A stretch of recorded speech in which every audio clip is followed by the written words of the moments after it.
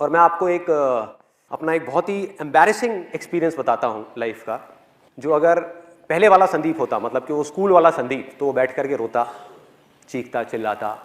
लेकिन ये जो कॉलेज वाला संदीप था, जो सीख गया था अपने ऊपर हंसना, उसने बड़ा एंजॉय किया। उसके लिए वो मज़ा था, मस्ती थी। आप में से कितने लोग बस में ट्रैवल करते हैं, भरी हुई बस में, जिन्होंने अच्छे से ट्रैवल किया है या पहले कभी किया है? ऑलमोस्ट सब ने। तो आप लोग बड़े आराम से रिलेट कर पाएंगे कि मैं क्या बोलने वाला हूँ। मैं कॉलेज से अपने घर आ रहा था एक बस के अंदर, और वो बस पूरी खचाखच भरी हुई थी। और बस में ट्रैवल करने की मेरे को सबसे ख़राब चीज़ ये लगती है कि उसमें जब बस पूरी तरह से भरी होती है तो सबके हाथ ऐसे होते हैं, और ज़्यादातर लोगों ने डिओड्रेंट नहीं लगाया होता। आप लोगों ने शायद ये प्रॉब्लम फेस करी होगी। तो हुआ क्या कि मैं ऐसी बस में ट्रैवल कर रहा, बस पूरी भरी हुई, और मुझे एक बड़ी अच्छी खुशबू आई, मतलब कमाल के एक परफ्यूम की खुशबू। और मैंने कहा यार ये क्या है, जहन्नुम में जन्नत दिख रही है, ये क्या है ये? मैं मतलब उसमें खो गया, उस खुशबू में। और मैंने अपने दोनों तरफ देखा, मैंने कहा ये कहाँ से आ रही है? तो मैंने पहले इधर देखा, इधर से नहीं थी। उधर देखा तो मेरे पीछे लेफ्ट साइड में एक लड़की खड़ी हुई थी, और उसने परफ्यूम लगाया। ये लड़की के नाम पे वो करने वाली बात। और जैसे मेरी नजर पड़ी कि ये इस लड़की में से ये परफ्यूम की खुशबू आ रही है, तो मेरे फेस पे हल्की सी स्माइल आ गई। और ये स्माइल उस लड़की को देख करके नहीं आई थी, क्योंकि आप लोगों को बैकग्राउंड पता है, उसको नहीं पता था। ये स्माइल आई थी उसके परफ्यूम की वजह से, कि मैंने देखा और मैंने कहा कितना अच्छा परफ्यूम है। तो हल्की सी स्माइल आई, लेकिन उस लड़की को ये डाउट हो गया कि मैं उसको छेड़ रहा हूँ, मैं उसमें लाइन मार रहा हूँ। और वो बिल्कुल गुस्से से मेरे को घूरने लग गई, मतलब उसने गुस्से वाली मेरे को लुक दी, और मैंने फटाफट से अपना मुंह नीचे कर लिया। मैंने कहा भाई पिटना नहीं है तो मुंह नीचे कर लो, भीड़ यहाँ पे बहुत है, बहुत मारेंगे सब मिल करके। तो मैं अपना आराम से ऐसे ही खड़ा हुआ। उसके 10-15 मिनट बाद में, गर्मी बहुत ज़्यादा थी, गर्मियों का टाइम था, और मेरे फेस पे पसीना आया। तो मैंने क्या किया, अपनी जेब में हाथ डाला रुमाल निकालने के लिए। अब ध्यान से देखो मेरा हाथ कैसा है, क्योंकि मैं आपको बता चुका हूँ कि मेरी उंगली मुड़ती नहीं है। तो मैं गया, मैंने जा करके अपनी जेब में हाथ डाला, रुमाल निकाला, और जब रुमाल निकाल रहा था तो वो उंगली जा करके उस लड़की के पैर पे टच हो गई। उसके पैर पे टच हो गई। आपने वो कहावत सुनी होगी, कंगाली में आटा गीला। बिल्कुल ऐसे ही कुछ मेरे साथ में हुआ कि पहले ही मेरी पिटने वाली हालत थी, और ऊपर से वो उंगली जा करके उसके पैर पे टच हो गई। मैं रुमाल लेकर के चुपचाप अपने फेस पे आया, और मेरी हालत खराब। मैं मन ही मन सोच रहा, मैंने कहा भाई अब क्या करूँ? दो ऑप्शन है मेरे पास में। एक तो ये है कि पलट करके इसको फटाफट से सॉरी बोल दूँ, लेकिन उसमें एक रिस्क है कि क्या हो अगर उसको पता ही नहीं है कि उंगली मेरी थी इतनी भीड़ में।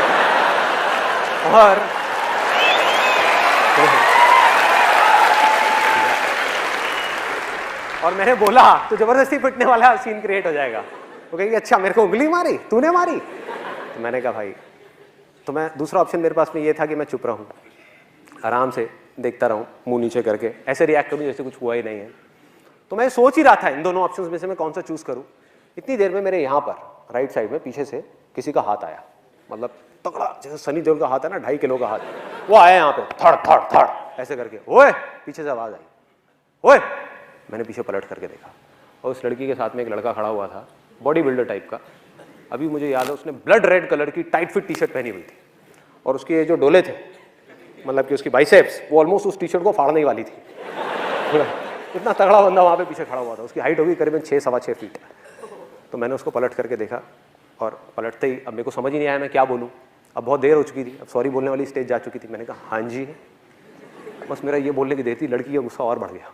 कहती हाँ जी, मैं तुझे बताऊं हाँ जी। एक तो मुझे पहले देख करके हंसता है, उसके बाद में टच करता है, और फिर पलट करके कहता है हाँ जी। तो उल्टा पड़ गया मेरे ऊपर, मतलब जैसे ही मैंने उसको बोला। फिर मैंने उसको समझाया, मैंने कहा जी I am very very sorry. अब मैं आपको किस तरीके से समझाऊं, आप देखो ये जो मेरी 2 उंगलियां हैं, आप देखो इन दोनों की शेप्स में आपको साफ फर्क पता लग जाएगा। मेरी जो उंगली है मुड़ती नहीं है, मैंने जानबूझ करके नहीं किया, गलती से हो गया है। तो उसके बाद में उस लड़के ने बड़ा कमाल का डायलॉग बोला, जो उसके साथ में था, मुझे नहीं पता वो उसका क्या था, बट उसने बड़ा सही डायलॉग बोला। कहता ओ हीरो। मैं कहा हाँ जी। और क्या बोलूं? मैं कहा हाँ जी। कहता है मेरा हाथ दिख रहा है, ये भी अगर एक बार पढ़ना शुरू हो जाए ना तो रुकता नहीं है, जैसे तेरी उंगली मुड़ती नहीं है। तो मैंने कहा भाई आज तो तू गया, आज तो पिटाई होनी पक्की है। फिर उसके बाद में मैंने जितनी मैं कोशिश करता चला जा रहा था उतनी ही गड़बड़ होती चली आ रही थी। और ऐसे में गड़बड़ क्या होती है कि यहाँ तक तो ठीक था, मतलब ये जो लड़का था और ये लड़की थी, इसको तो मैं फिर भी किसी तरह से हैंडल कर लेता, लेकिन ऐसे में क्या होता है, जितनी भी भीड़ होती है वो सब लड़की की तरफ हो जाती है।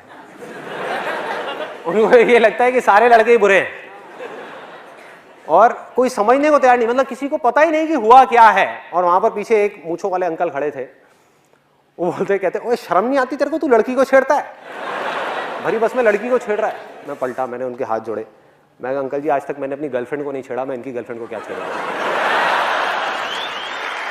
मतलब मैं समझाने की कोशिश कर रहा हूं, मैंने कहा एक बार देखो तो सही, देखो तो सही। कहते गंदे गंदे इशारे करता है, चल साइड हो चल। मतलब कोई भी अपनी वाइफ की फ्रस्ट्रेशन, अपनी जॉब की फ्रस्ट्रेशन आकर के मेरे पे निकाल रहे, आकर के ले ले धक्के धक्के देते देते। तो कब मुझे धक्के पड़े और कब मैं बस के आगे तक पहुंचा, कब कंडक्टर ने बस रोकी और मैं बस से उतरा, मुझे पता ही नहीं लगा।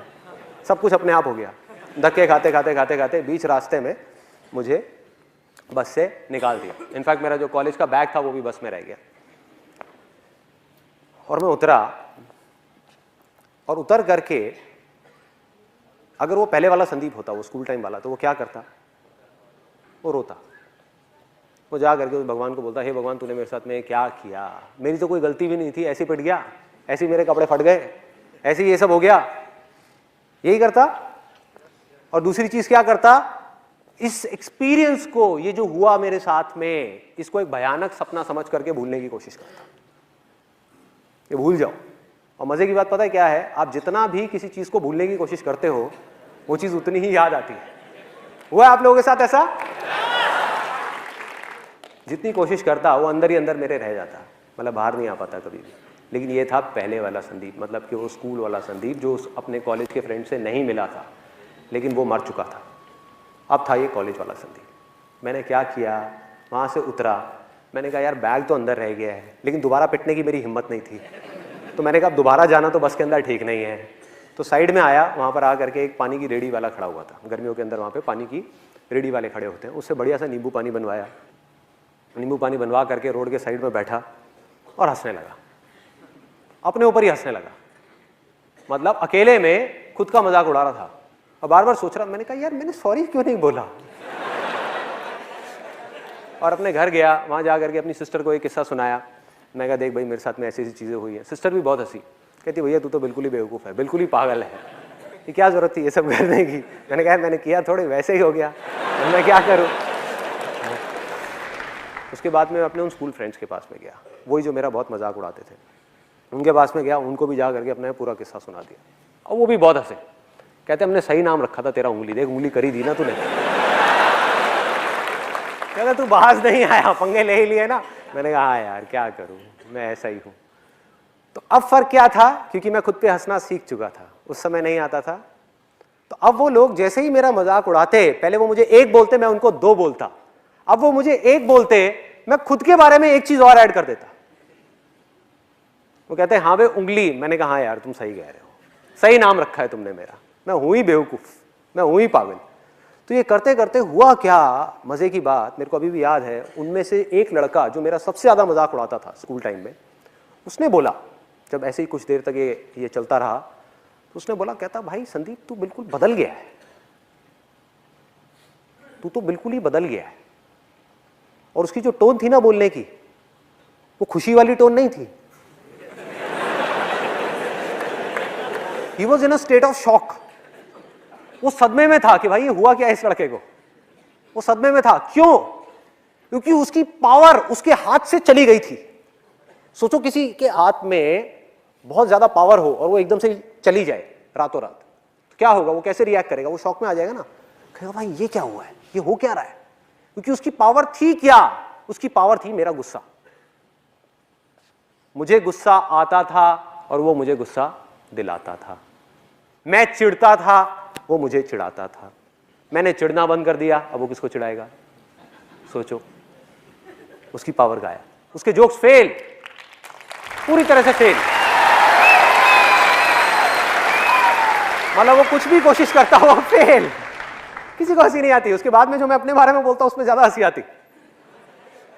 तो ये मेरा लाइफ का छोटा सा मैंने आपको एक्सपीरियंस बताया कि किस तरह से अगर हम अपने अंदर एक इतना छोटा सा चेंज लेकर के आ जाए तो किस तरह से हमारी लाइफ एक बिल्कुल ही अलग डायरेक्शन पे निकल जाती है। सोचो मेरे अंदर का गुस्सा मर गया, फ्रस्ट्रेशन गायब हो गई, दुख गायब हो गया, क्योंकि अब मुझे हंसने के लिए किसी और की जरूरत नहीं थी, टीवी देखने की जरूरत नहीं थी, खुद के ऊपर अकेले में बैठ करके हंस सकता था। कितना कुछ मिल गया छोटी सी चीज के थ्रू।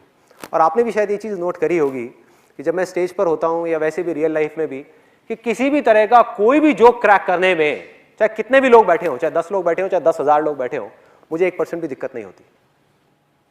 हुआ क्या है कि आज मुझे अच्छे तरीके से समझ आ चुका है कि मैं चाहे कैसा भी जोक क्रैक करूं यहां पर, कैसा भी, अच्छा हो या बुरा हो, एक चीज गारंटीड है, आप लोगों ने हंसना ही हंसना है।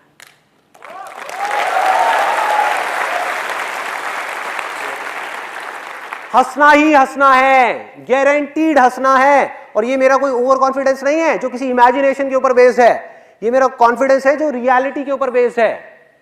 और मैं बताता हूं कैसे मैं ये बात बोल रहा हूं। मैंने कोई जोक क्रैक किया या कुछ बोला यहां पर आकर के, अगर आपको जोक समझ आ गया तो आप क्या करोगे?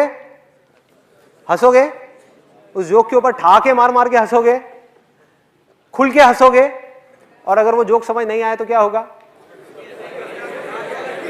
तब भी आप हंसोगे। फर्क ये है कि आप मन ही मन मेरे जोक के ऊपर नहीं, मुझ पर हंसोगे कि कितना बेवकूफ आदमी है, ये तो पागल है बिल्कुल ही। मन ही मन आप हंसे ना तो हुआ वो जो मैं चाहता था।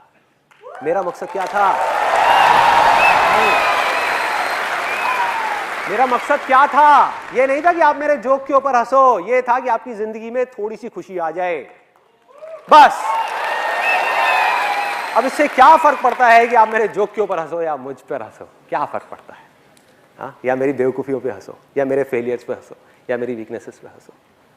होता क्या है, जब हम धीरे धीरे इस रास्ते पे चलते हैं तो वो दिन दूर नहीं है जब सिर्फ हम अपनी छोटी छोटी वीकनेसेस का मजाक नहीं उड़ाते, बल्कि बड़े से बड़े फेलियर का भी मजाक उड़ा सकते हैं। बड़े से बड़े फेलियर का सोचो, ये क्या है?